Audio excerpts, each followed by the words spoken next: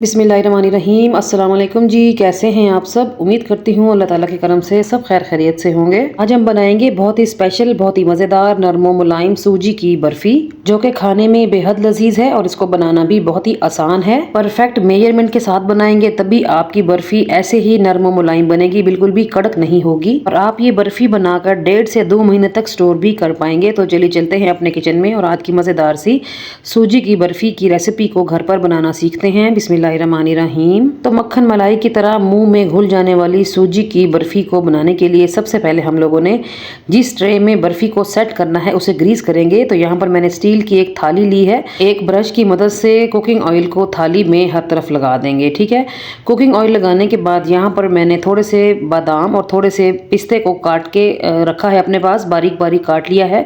अब ये कटे हुए पिस्ते और बादाम थाली में थोड़े से लगा दें ताकि जब बर्फ़ी सेट हो तो उसके नीचे वाली साइड पे भी हमें ड्राई फ्रूट खाने को मिले। पिस्ता और बादाम लगाने के बाद यहाँ पर मैंने नारियल ले लिया था, सूखा नारियल जो होता है उसको मैंने ग्रेट कर लिया है। ये देखें, इसमें से भी थोड़ा सा नारियल उठा के पिस्ता बादाम के साथ डाल लेंगे ताकि खाने में और ज़्यादा मज़ा आए। और यहाँ पर हमारी जो प्लेट है वो तो रेडी है। अब चलते हैं सूजी की बर्फ़ी बना लेंगे। तो इस मकसद के लिए मैंने एक पैन चढ़ाया है चूल्हे के ऊपर और यहाँ पर मैंने तकरीबन 150 ग्राम के बराबर लिया है देसी घी। और फिलहाल मैं कढ़ाई में 4 चम्मच के बराबर देसी घी ऐड करूंगी। जब घी हल्का सा मेल्ट हो जाएगा तो इसमें हम शामिल कर देंगे सूजी।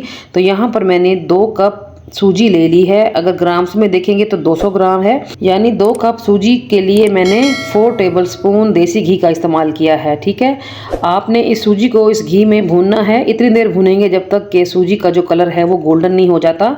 कुछ देर लग जाएगी, यानी कि तकरीबन 12 से 13 मिनट मुझे भी लगे थे सूजी की भुनाई में। सूजी की भुनाई करना यहाँ पर बहुत ज़रूरी है क्योंकि जब हम बर्फ़ी को स्टोर करके रखेंगे तो उसकी जो शेल्फ़ लाइफ है ना वो बढ़ जाएगी।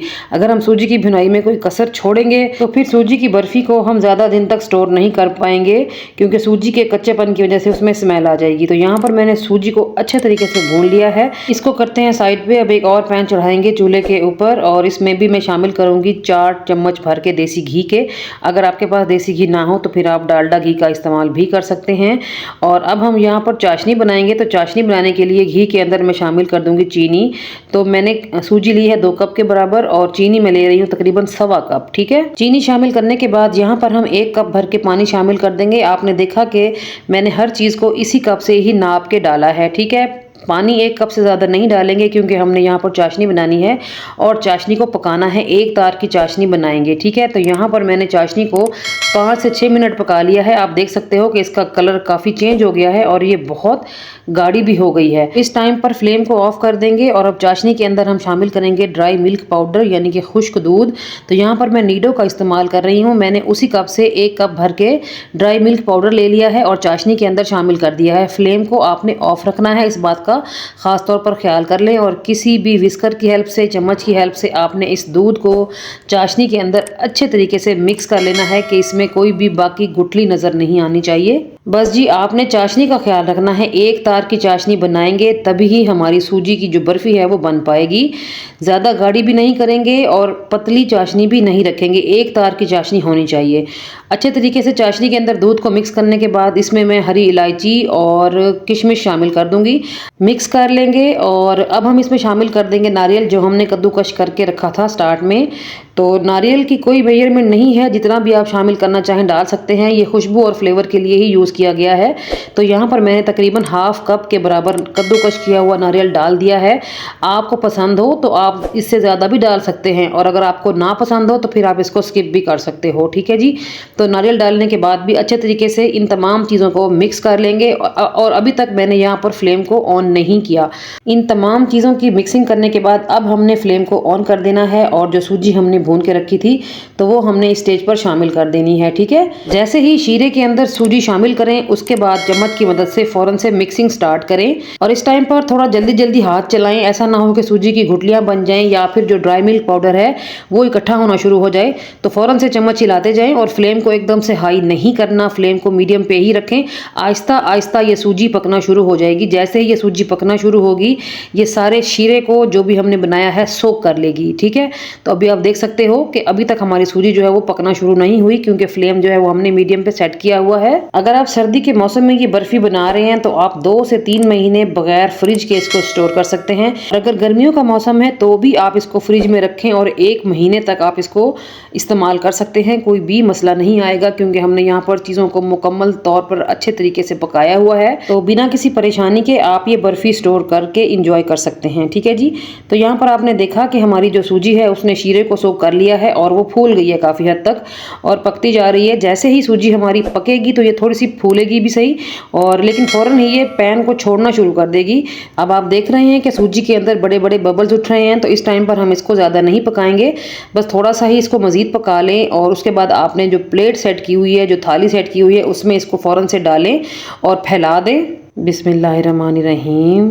तो प्लेट के अंदर सारी ही सूजी को डाल देंगे और किसी चम्मच की हेल्प से इसको फैला देंगे। अच्छे तरीके से इसको चम्मच के साथ सेट करें ताकि एक ही साइज़ में बर्फ़ी बने। तो यहाँ पर आप देख सकते हैं जी क्या ही ज़बरदस्त ही हमारी बर्फ़ी बनी है। तो अब हमने इसको रेस्ट देना है तकरीबन 1 घंटे का। सिर्फ 1 घंटे के रेस्ट के बाद आपकी जो बर्फ़ी है वो बेहतरीन सी बन के रेडी हो जाएगी। तो मैंने यहाँ पर चम्मच की हेल्प से इसको अच्छे तरीके से फैला लिया है और बाकी के जो हमारे ड्राई फ्रूट्स बचे हुए थे वो हम इसके ऊपर डाल देंगे।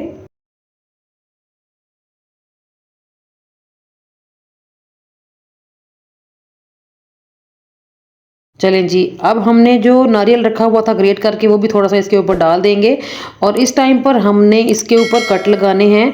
अभी ये सेट हो जाएगी, तो सेट होने से पहले हमें इसके ऊपर कट लगाने ज़रूरी हैं। तो 5 मिनट के वक्फे से आपने किसी भी तेज़ छुरी की हेल्प से इसके अंदर कट लगा लेने हैं।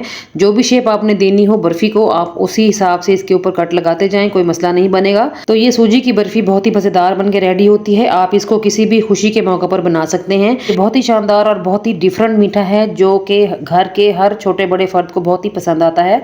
और जो हमने इसमें ड्राई मिल्क पाउडर डाला है उसकी वजह से इसका जो फ्लेवर है वो बहुत कमाल का निकल के आया है। तो यहाँ पर मैंने बर्फ़ी को कट लगा लिए हैं। अब हम इसको रेस्ट देंगे तकरीबन 1 से 1.5 घंटे का। 1 से 1.5 घंटे के बाद हमने इन कट्स को दोबारा से क्लियर कर देना है। और माशाल्लाह से यहाँ पर आप देख सकते हैं कि हमारी जो बर्फ़ी है वो कितने अच्छे तरीके से सेट हो गई है। तो मैं इन कट्स को नीट कर लूँ, फिर मैं आपको दिखाती हूँ कि कितनी ज़बरदस्त और बेहतरीन बर्फ़ी हमारी बनी है। आप भी मेरे तरीके से सूजी की ये बर्फ़ी बनाएं, इंशाल्लाह ताला बहुत ही परफेक्ट बन जाएगी और एक ही बार में, पहली बार में ही बेहद परफेक्ट बर्फ़ी बन के रेडी हो जाएगी। बस आप लोगों ने मेरी तरह मेजरमेंट का ख़ास तौर पर ख्याल रख लेना है। तो यहाँ पर मैं आपको दिखाती हूँ कि हमारी सूजी की बर्फ़ी जो है वो कितनी कमाल की बनी है। और माशाल्लाह से इस बर्फ़ी का जो फ्लेवर है वो तो बहुत ही मज़ेदार और नेक्स्ट लेवल का था। तो ये देखें जी, ये हमारी बर्फ़ी बन के रेडी हो गई है। ये देखें जी माशाल्लाह। और इस पॉइंट पर अगर तो आपको मेरी आज की सूजी की बर्फ़ी की ये रेसिपी अच्छी लगी है तो प्लीज़ वीडियो को लाइक और शेयर कर दें। और अगर अभी तक आपने मेरे चैनल को सब्सक्राइब नहीं किया तो आपसे एक हम्बल सी रिक्वेस्ट है, मेरे चैनल को ज़रूर सब्सक्राइब करें। बेल आइकन को प्रेस करके ऑल पे सेट करें। इससे ये होगा कि मेरी हर नई आने वाली रेसिपी का नोटिफिकेशन सबसे पहले आपको मिलेगा। तो यहाँ पर मैं आपको सूजी की बर्फ़ी दिखा रही हूँ कितनी परफेक्ट बनी है। और चलिए मैं आपको इसकी सॉफ्टनेस दिखाती हूँ। ये देखें जी कितनी सॉफ्ट है कि मुंह में घुल ही जाएगी। बहुत ही मज़ेदार और कमाल की रेसिपी है, एक बार ज़रूर ट्राई करें। जब भी ट्राई करें तो फीडबैक दें और साथ ये भी बताया करें कि आप लोग मेरी रेसिपीज़ को दुनिया के किस कोने से बैठ के देखते हैं, ताकि मैं आप लोगों का दिल से शुक्रिया अदा कर सकूँ। तो चलती हूँ, आज के लिए इतना ही। कल फिर मुलाकात होगी किसी और अमेजिंग और मज़ेदार सी रेसिपी के साथ। तब तक अपना और अपने प्यारों का रखें ढेर सारा ख्याल, मुझे रखें दुआओं में याद। ओके जी, अल्लाह हाफिज़, थैंक्स फॉर वॉचिंग।